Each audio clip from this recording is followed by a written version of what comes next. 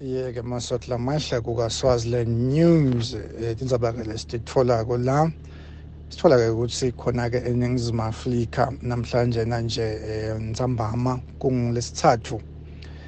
kubanjwe ke yena ke Thabo Kunene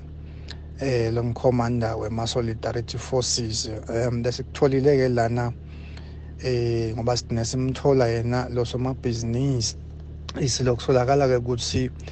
yena ke Thabo Kunene anelibandla lakhe lema-Solidarity Forces wedame ke kungena kulelinye ke likhaya lapho khona bekayothatha tipam lokufaka ikhathi AK-47 asitwa ke ngilomunye lohlobene naye lo somabhizinisi nangikhombisana ke masotla amahle sikhombisana ke somabhizinisi la uthi ke vele ke basetandleni takhe lokusikhuluma yena ke Thabo wakakunene siyaguglisha sive bona sibaqendani bese sesiyakhonza sesiyabona ukuthi bona basebenza kana indlela nayo siyithola kulo group yakho labo bantu sebenzisana ngalo basisodini akekho Swazi no group yakho ngilala baboshiwe akekho umuntu kude lo munye loseswadini laba boshiwe ngibani nobani kuboshwe la first president lo no akulo sitshela kahle lo boshiwe lo boshiwe ngibani nobani baba I don't lo boshiwe kithi ngilo 42 uyini all police lokwendekile ke masotla amahle solo sikhulumisana esomabhizinisi la ubutile ke ukuthi ngabe ngimboyini labalwela inkululeko eSwatini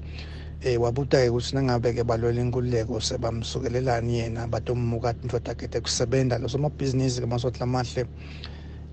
une security company futhi ke lesekutholile leyo security company yakhe uphinze ke yento nakulokuthiwa ke cash in transit lesikutholile ke futhi ukuthi yena somabhizinisi uthi ke uyakhulumisana nalabo ke labajude ke nengwenyama ukuthi yena ke Kunene avele ka mixwe khona ke eSwatini namhlanje na ebusuku